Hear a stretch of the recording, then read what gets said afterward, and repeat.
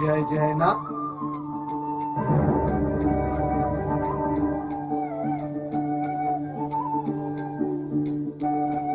चलो नारद, कल्याण मार्ग पर आगे बढ़ो। नारायण नारायण नारायण नारायण नारायण श्रीमन नारायण नारायण नारायण। पर्वतराज, ये अभिनय की मुद्रा क्यों धारण कर रखी है? देवर्षि, ना तो मैं पर्वतराज रहा, ना अभिनय करने की मानसिकता है मुझ में। इस दुख और निराशा का कारण क्या है? और आपका ये आकार लघु कैसे हो गया? और इस प्रकार झुके झुके क्यों हो? मुनिवर, अगस्त जी का यही आदेश है, जब तक वे दक्षिण से न लौटे मैं इसी प्रकार झुका रहूं। अज्ञान की भी कोई सीमा होती है, किंतु तुम्हारा ज्ञान असीम है, असीम। विंध्याचल, तन के झुकने को झुकना नहीं कहा जाता, विनम्रता के साथ मन से झुकने को झुकना कहा जाता है। यदि तुम्हारा गर्व गल गया हो तो सीधे खड़े हो जाओ। किंतु मुनिवर का आदेश, वे क्रोधित हो जाएंगे। उनका आदेश और उद्देश्य दोनों पूर्ण हो चुके हैं, अब वो कभी लौट कर नहीं आएंगे। क्या वे लौट कर नहीं आएंगे? तो सदा के लिए मुझे इसी प्रकार झुका रहना होगा? नारायण नारायण, शब्द को नहीं विंध्यराज, अर्थ को पकड़ो, अर्थ को। मैंने तो आपके शब्दों को सत्य माना था। आपने कहा था भगवान शिव की आराधना करने से मैं सुमेरु से भी ऊंचा हो जाऊंगा। अवश्य कहा था राजन, मैंने अवश्य कहा था, किंतु उतनी ही ऊंचाई उचित होती है जो लोकहित और धर्म में बाधक न हो। मेरे पश्चात शिवजी ने भी तुम्हें अपना संतुलन बनाए रखने के लिए समझाया था, किंतु तुम नहीं माने, अपने हट पर अड़े रहे। ये हट और ऊंचा होने की महत्वाकांक्षा आप ही ने मेरे मन में जागृत की थी देवर्षि। नारायण नारायण, ये तो मेरा स्वभाव है। तीनों लोक में घूमकर मैं यही काम करता रहता हूँ। इस जगत में लोभ और आकर्षण के अनेक अनेक साधन हैं। स्वार्थवश, कुटिलतावश अथवा व्यवसायवश जगत के प्राणी लोभ और आकर्षण की रचना तो करते ही रहते हैं, तो क्या हमें भी अपनी अज्ञानतावश उनके वश में हो जाना चाहिए? नारायण नारायण, अपनी सतसत विवेक बुद्धि का उपयोग करना आवश्यक नहीं। राजन, विधाता ने आकर्षण और महत्वाकांक्षा की सृष्टि की है, तो प्राणी को ज्ञान और भविष्य की चेतना भी दी है। आप धन्य हैं देवर्षि, विधाता ने आपको सोच विचार करके ही रचा है। आप मारते भी हैं और उबारते भी हैं। आप भूल रहे हैं राजन, न कोई किसी को मार सकता है न मार सकता है, प्राणी स्वयं ही अपना विधान रचता है। मेरे कहने अथवा महत्वाकांक्षा जागृत करने के उपरांत तुम्हें ये सोचना चाहिए था कि अत्यधिक ऊंचाई प्रकृति के कार्य में बाधक न हो। राजन, शिव भक्ति करके शिव कृपा पाकर अभी भी तुम वही हो जहां थे। अब ताड़ना प्रताड़ना बहुत हुआ देवर्षि, उबरने का मार्ग बताइए ना। विनम्रता से झुककर पुनः शिवाराधना करो, कल्याण होगा। नारायण नारायण नारायण नारायण नारायण। ओम नमः शिवाय, ओम नमः शिवाय, ओम नमः शिवाय, ओम नमः शिवाय।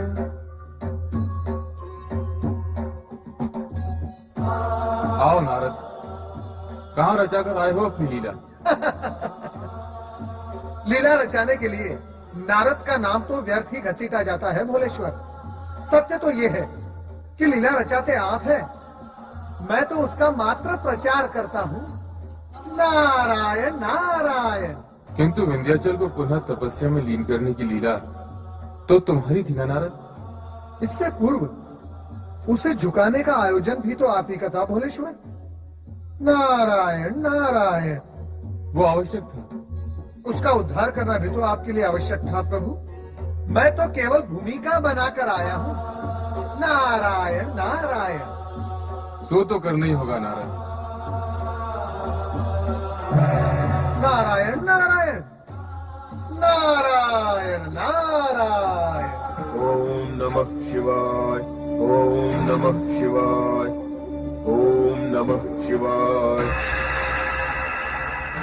ओम नमः शिवाय, ओम नमः शिवाय, ओम नमः शिवाय, ओम नमः शिवाय, ओम नमः शिवाय, ओम नमः शिवाय। आंखें खोलो विंध्याचल। नमः शिवाय। प्रभु, भगवान, अपने इस अज्ञानी भक्त को क्षमा करना प्रभु। मेरे प्रकट होने से क्षमादान तो हो गया, किंतु तुम सिर झुकाए क्यों खड़े हो? गुरु ज्ञानी कहते हैं मन का अहंकार मस्तक में समा जाता है, इसी कारण मस्तक तना रहता है, किंतु झुका हुआ मस्तक अहंकार रहित होता है। अज्ञानवश अथवा अहंकारवश मुझसे जो भूल हुई उसका प्रायश्चित करना चाहता हूँ भगवान। प्राणी यदि ये मान लेता है कि उससे कोई भूल हुई है तो यही उसका प्रायश्चित है। प्रायश्चित के पश्चात अब तुम वरदान के अधिकारी हो। कहो विंध्याचल, तुम्हारी क्या कामना है? आप तो सदा शिव हैं, सदा कल्याण करने वाले। मैं भी आपका भक्त, लोक कल्याण की इच्छा रखता हूँ भगवान। इसीलिए तो मैं तुमसे प्रसन्न हूँ। मांगो, क्या मांगना है? यदि आप मुझसे प्रसन्न हैं तो मेरे आंचल में नर्मदा तट पर सदा सदा के लिए ज्योति स्वरूप में विराजमान हो जाइए, ताकि जिस प्रकार मेरे मन का ज्ञान रूपी अंधकार दूर हो सका है, उसी प्रकार आपके ज्योति स्वरूप और ज्योतिर्लिंग से जगत के प्राणियों के मन का अंधकार दूर हो सके। आपके विराट नाम के साथ आपके भक्त का लघु नाम भी जुड़ जाए, यह वरदान दे भगवान। तथास्तु। तुम्हारे आंचल में नर्मदा नदी के तट पर ज्योतिर्लिंग के रूप में मैं ओमकारेश्वर के नाम से स्थित रहूंगा। तुम्हारी भांति भक्ति करने वाले शिव भक्त राजा मानधाता के साथ साथ तुम्हारा नाम भी ओमकारेश्वर तथा अमलेश्वर ज्योतिर्लिंगों के साथ सदा सदा के लिए जुड़ा रहेगा, और इन ज्योतिर्लिंगों की आराधना करने वालों को मनोवांछित सिद्धि प्राप्त होगी।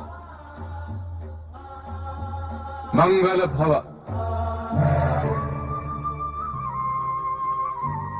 ओम नमः शिवाय।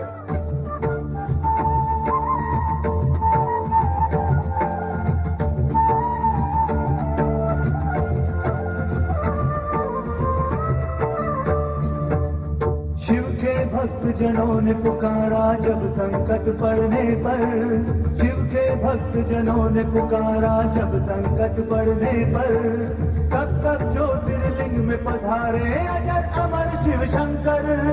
अजर अमर शिव शंकर, अजर अमर शिव शंकर, अजर अमर शिव शंकर, अजर अमर शिव शंकर, अजर अमर शिव शंकर, अजर अमर शिव शंकर, अजर अमर शिव शंकर, अजर अमर शिव शंकर।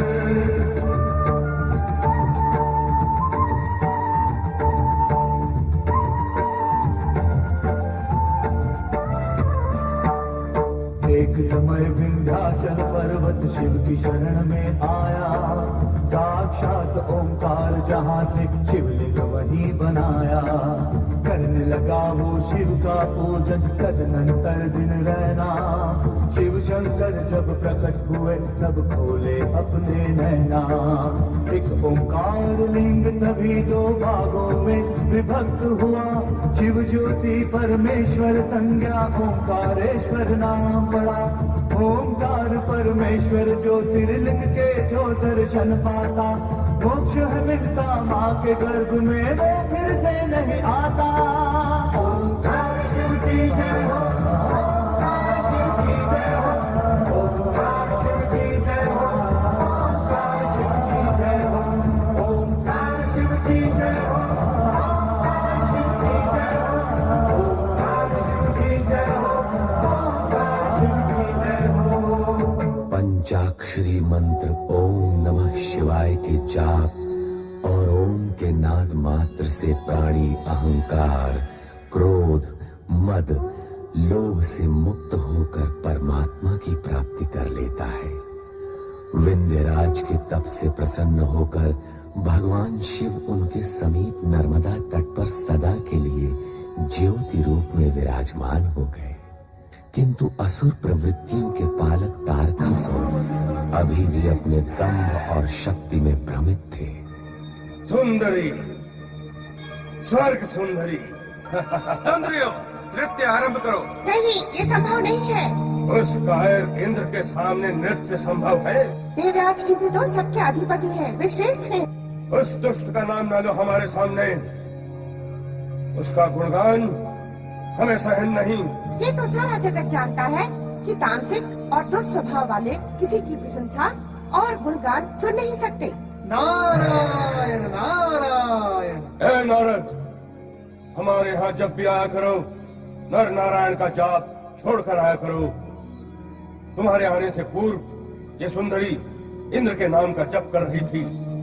हम किसी भी इंद्र का नाम सुनना नहीं चाहते, न राज इंद्र, न जीत इंद्र, न धर्म इंद्र।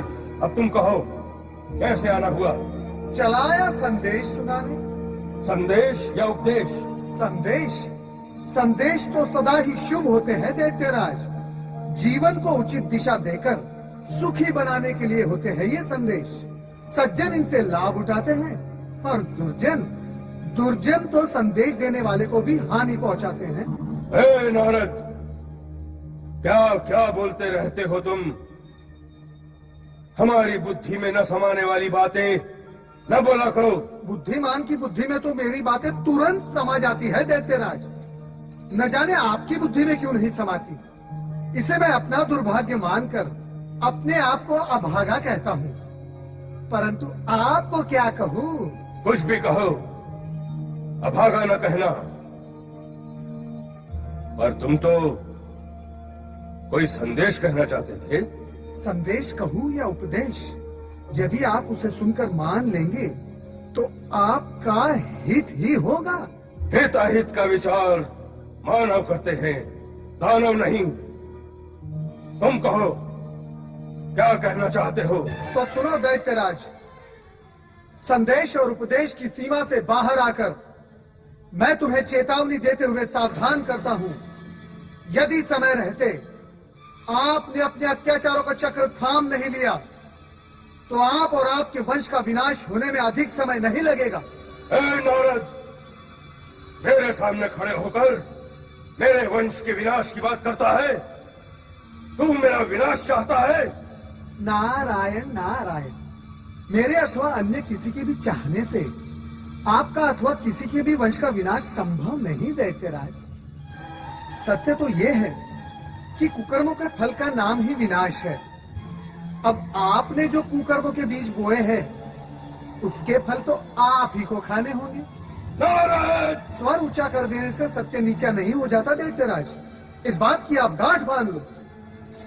सत्य तो यह है कि निर्दोष और धर्मपरायण प्राणियों पर किए गए अत्याचार से जो दुर्भावना और श्राप की आंधी उठेगी उसमें आपका सब कुछ स्वाहा हो जाएगा। मेरे स्वाहा की कामना करने वाले, मैं तुझे ही स्वाहा कर दूंगा। नारायण नारायण। कहाँ गया वो नारायण वाला? जाओ, पृथ्वीवासियों के घरों को आग लगा दो, मार डालो सबको, और तब तक मारते रहो जब तक वो नारायण को न भूल जाए। जाओ स्वर्गाधिपति तारकासुर जाओ।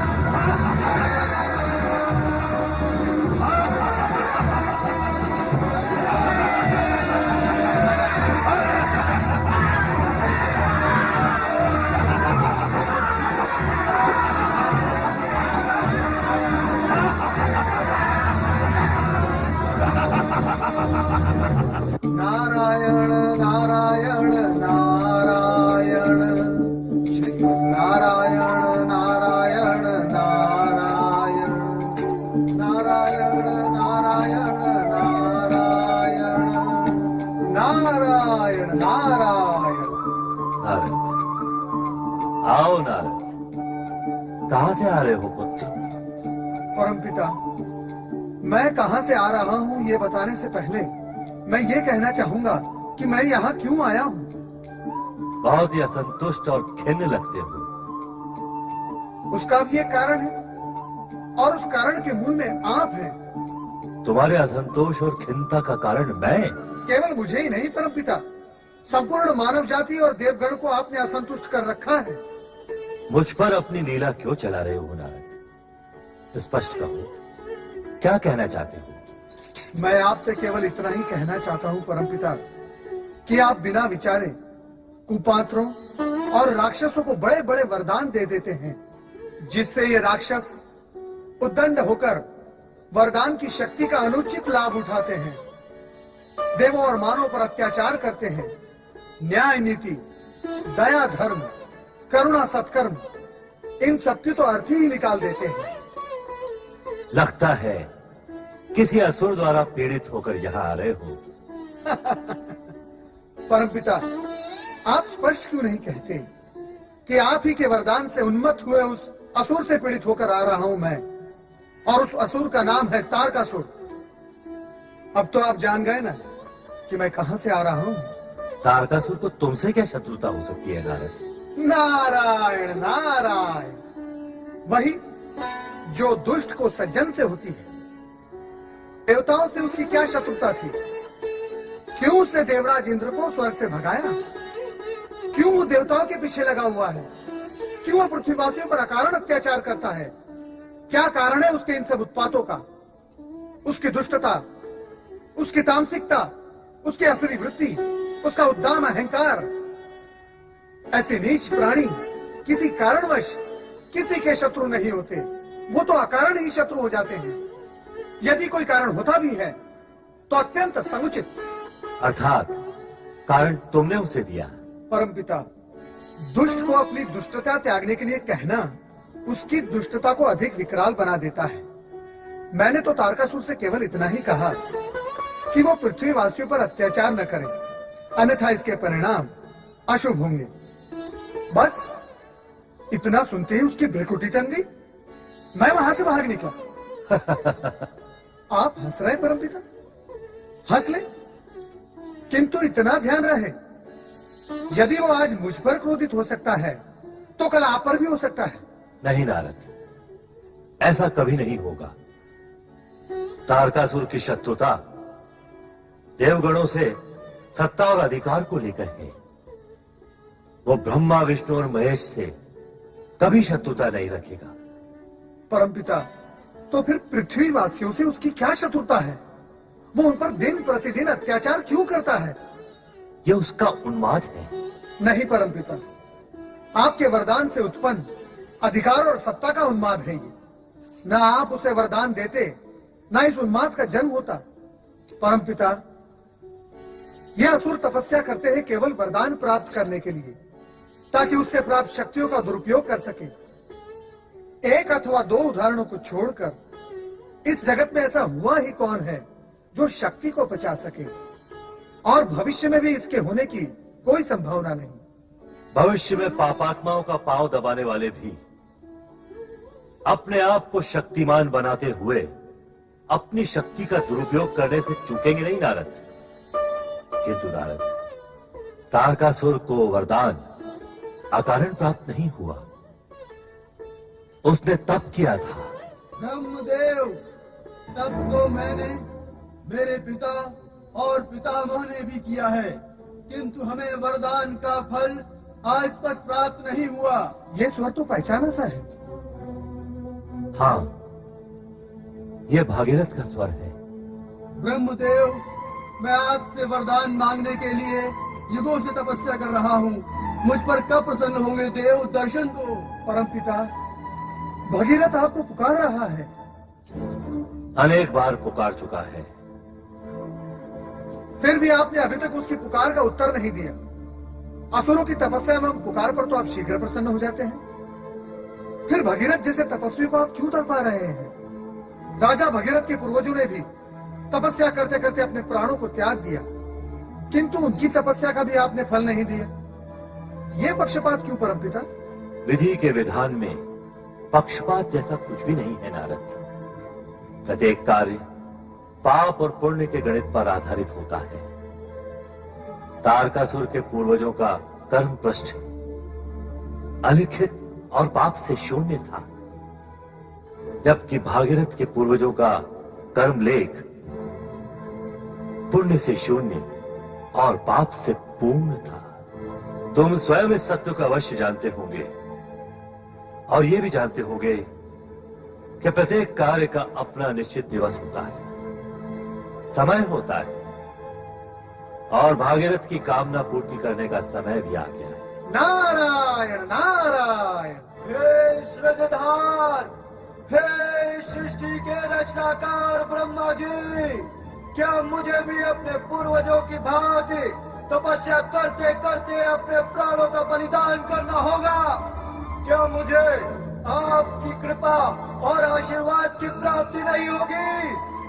हे परमपिता, आज मैं आपके दर्शन करूंगा, अन्यथा अपने पूर्वज, पिता और पितामह की भांति आपका स्मरण करते करते इसी स्थान पर अपने प्राण त्याग दूंगा।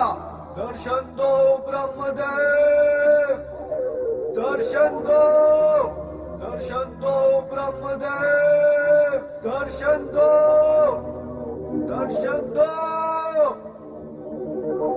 दर्शन दो ब्रह्मदेव, दर्शन दो, दर्शन दो, दर्शन दो ब्रह्मदेव, दर्शन दो, दर्शन दो, दर्शन दो। भाग्य था आपका ये भक्त इस जगत से चला।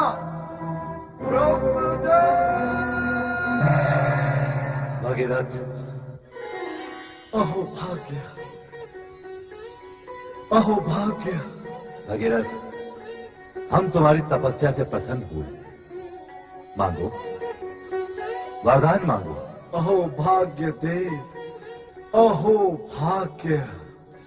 आपके दर्शन पाकर मेरे प्राणों में नवीन चेतना का संचार हुआ है प्रभु। आज विश्वास हुआ है कि मेरा जीवन सफल हो गया, सफल हो गया प्रभु, सफल हो गया। तुम्हारा तप सफल हुआ भगीरथ। किंतु ब्रह्मदेव, मेरे पितामह अंशुमन और मेरे पिता राजा दिलीप की तपस्या आपने सफल और सार्थक क्यों नहीं की प्रभु? उनका क्या दोष था, क्या अपराध था कि ना तो आपके दर्शन मिले और ना ही आपका वरदान प्राप्त हुआ प्रभु? उनकी तपस्या व्यर्थ क्यों गई प्रभु? यह तुम्हारा भ्रम है राजा भगीरथ। तपस्या कभी भी किसी की व्यर्थ नहीं जाती। ना तो अतीत में ऐसा हुआ है और ना भविष्य में कभी ऐसा होगा। तुम्हारे पिता और पितामह ने जो तपस्या की है वो व्यर्थ नहीं जाएगी। तो वो आपके दर्शन और आपके वरदान से वंचित क्यों रह गए भगवान? भगीरथ, यदि तीर्थ स्थल दूर हो और यात्रा लंबी हो तो उसे पूर्ण करने में समय लगता है। ठीक उसी भांति जैसे कि पाप की गठरी बड़ी और भारी हो तो उसे खोलने और बिखेरने में समय लगता है। मेरा अभिप्राय समझ रहे हो ना भगीरथ? नहीं ब्रह्मदेव, मैं कुछ समझा नहीं। प्रयत्न करो। ज्ञान और समझ से प्राणी सत्य के समीप पहुंचता है और सत्य यह है कि पूर्वजों के सत्कर्मों का पुण्य और दुष्कर्मों का पाप उनकी संतान को प्राप्त होता है। तुम्हारे पिता और उनके पितामह के पूर्वजों ने जो दुष्कर्म किए उसका दुष्परिणाम तुम्हारे पिता और पितामह को भुगतना पड़ा और उनकी तपस्या सफल नहीं हुई। कारण कि उनकी तपस्या से प्राप्त पुण्य पूर्वजों के दुष्कर्मों का प्रभाव मिटाने में ही व्यय हो गया। किंतु भगीरथ, तुम्हारे पिता राजा दिलीप तथा पितामह राजा अंशुमान के पवित्र अंश का कुछ अंश तुम्हें प्राप्त हुआ है। इस हेतु उनकी तपस्या का सुफल अब तुम्हें प्राप्त होगा। ब्रह्मदेव, क्या ऐसा भी होता है पूर्वज और पिता के पुण्य और पाप का फल संतान को प्राप्त होता है? ऐसा ही होता है भगीरथ। यह प्रकृति का अटूट नियम है और तुम्हारे वंश में घटी घटनाएं इस अटूट नियम का प्रत्यक्ष प्रमाण है। जो व्यक्ति इस अटूट नियम से परिचित होता है वो कभी दुष्कर्म नहीं करता। कारण कि उसे ज्ञात होता है कि उसके दुष्कर्म उसके संतान के प्राणों पर भारी होंगे। किंतु जिन्हें नियमों का ज्ञान नहीं होता है वे दुष्कर्म करके अपनी संतान के भविष्य को स्वयं ही कष्टों के अंधकार में धकेल देते हैं। तुम्हारी ये तपस्या इस सत्य को जगत के सामने उदाहरण बनाकर रहेगी और तुम्हारी तपस्या का पुण्य युग युगों तक तुम्हारी संतान को प्राप्त होगा। तो ब्रह्मदेव, प्रकृति का यह अटूट नियम क्या युगों तक चलता रहता है? निश्चित रूप से चलता है भगीरथ। प्रलय तक तथा प्रलय के पश्चात उसके पश्चात के प्रलय तक। किंतु भगीरथ, आने वाले कलयुग में प्राणी इस नियम पर विश्वास न करते हुए अपने कुकर्मों में लिप्त होकर अपनी संतान के भविष्य को कष्ट में डाल देंगे। संतान को जो असाध्य कष्ट होंगे वे उसका कारण ढूंढते रहेंगे किंतु उसका निदान नहीं पा सकेंगे। और इस परिणाम पर भी कभी नहीं पहुंच सकेंगे कि संतान को जो कष्ट मिले हैं उनका कारण उनके स्वयं के पाप कर्म है। जो प्राणी इस सत्य और नियम का ज्ञान और ध्यान रखते हुए सत्कर्म करेगा उसकी संतान भी सुख और समृद्धि से पूर्ण होगी। अब मुझे अपने पूर्वजों के उद्धार निमित्त क्या करना होगा भगवान, क्या करना होगा? गंगा के पृथ्वी पर अवतरित होने से तुम्हारे पूर्वजों का उद्धार अवश्य होगा, किंतु एक बाधा है। अब और कैसी बाधा शेष है परमपिता? अब तो बाधाओं की गति पर विराम लगाए भगवान। तुम्हारे कर्म के प्रतिफल अथवा मेरी ओर से कोई बाधा नहीं है। यह एक भिन्न प्रकार का गतिरोध है भगीरथ। कैसा गतिरोध? स्पष्ट करे ब्रह्मदेव। तुम अपने उन पूर्वजों का उद्धार करने के इच्छुक हो जो कपिल मुनि के श्राप से भस्म होकर राख का ढेर बन गए थे। तुमने, तुम्हारे पिता ने और तुम्हारे पितामह ने मेरा तप किया। तुम तीनों ने ही मेरा तप करके मुझे प्रसन्न करने की चेष्टा की, पर तुम्हारे पूर्वजों का उद्धार तो गंगा के पवित्र जल से होगा। तो क्या अब मुझे माँ गंगा की आराधना करनी होगी? उत्तम तो यही होगा। यह भी उत्तम ही है ब्रह्मदेव। आप जगत के सृजनहार हैं। माँ गंगा स्वर्ग में वास करती है। सभी देव देवियां आपसे संबद्ध और आप ही में समाविष्ट हैं। आपके सम्मुख नथ ये मस्तक माँ गंगा की आराधना में भी नथ ही है। स्वीकार करे भगवान, मैं तो कोई अंतर या भेद नहीं समझ रहा परमपिता। भेद न होते हुए भी इतना स्पष्ट समझ लो भगीरथ कि गंगा श्री हरि विष्णु के चरणों में वास करती है। अतः इस विषय में श्री हरि विष्णु की आज्ञा आवश्यक है। उसके पश्चात मूल बाधा है गंगा के पृथ्वी पर अवतरण की। उसे इस पृथ्वी पर केवल भगवान शिव शंकर ही अपनी जटाओं में धारण कर सकते हैं। अतः तुम्हें सर्वप्रथम इस कार्य के लिए शिव शंकर को मनाना होगा। अवश्य मनाऊंगा, अवश्य मनाऊंगा ब्रह्मदेव। सर्वथा नहीं। आप साधु हो या संत हो या राजा हो या महाराजा हो, सम्राट हो या विराट हो, किंतु हम आपको भीतर प्रवेश नहीं करने देंगे। तुम हो कौन? मैं हूँ नंदी, भगवान शिव का वाहन। ये है भृंगी, भगवान शिव का गण। हम लोग इसी कार्य के लिए नियत किए गए हैं कि भगवान शिव समाधि में लीन हो तो उनके निकट किसी को न जाने दें। आपका कथन सत्य है, परंतु आप हैं कौन? मैं भागीरथ हूँ। मेरा प्रयत्न है अपने वंशजों के उद्धार के लिए माँ गंगा को पृथ्वी पर लाना। मैं शिव भक्त हूँ और भक्त को भगवान के समीप जाने से रोकना तो अब कर्म है। अब कर्म नहीं, कर्तव्य है। भोलेनाथ समाधि में लीन है, वहाँ जो भी जाएगा समाधि भंग करेगा ही। हमें आदेश है कोई भी उनकी समाधि भंग ना करे। किंतु उनकी समाधि भंग करना मेरा उद्देश्य नहीं है। तुम वहाँ जाओगे तो क्या भोलेनाथ का भोला सा मुखड़ा देखकर लौट आओगे? नहीं, मुझे उनसे कुछ निवेदन भी करना है। आ गए ना मूल विषय पर। वे जब समाधि में लीन होंगे तब आप निवेदन करेंगे तो समाधि भंग होगी ही। नहीं नहीं, आपको हम जाने नहीं देंगे। निवेदन करना है तो जब तक महेश्वर समाधि से उठ नहीं जाते तब तक प्रतीक्षा करें। प्रतीक्षा करने से अधिक उपयुक्त होगा तपस्या करना, और मैं वही करूंगा भगवान शिव को मनाने के लिए। ओम नमः शिवाय, ओम नमः शिवाय, ओम नमः शिवाय, ओम नमः शिवाय, ओम नमः शिवाय। नारायण नारायण। ओम नमः शिवाय। ये और कौन भक्त है जो भगवान भोलेनाथ को पुकार रहा है? ओम नमः शिवाय, ओम नमः शिवाय, ओम नमः शिवाय, ओम नमः शिवाय, ओम नमः शिवाय, ओम नमः शिवाय। ये तो राजा भगीरथ है। ओम नमः शिवाय। इससे पहले परमपिता को प्रसन्न करने के लिए तपस्या करते रहे और अब भोलेनाथ को मनाने पर तुले हुए हैं।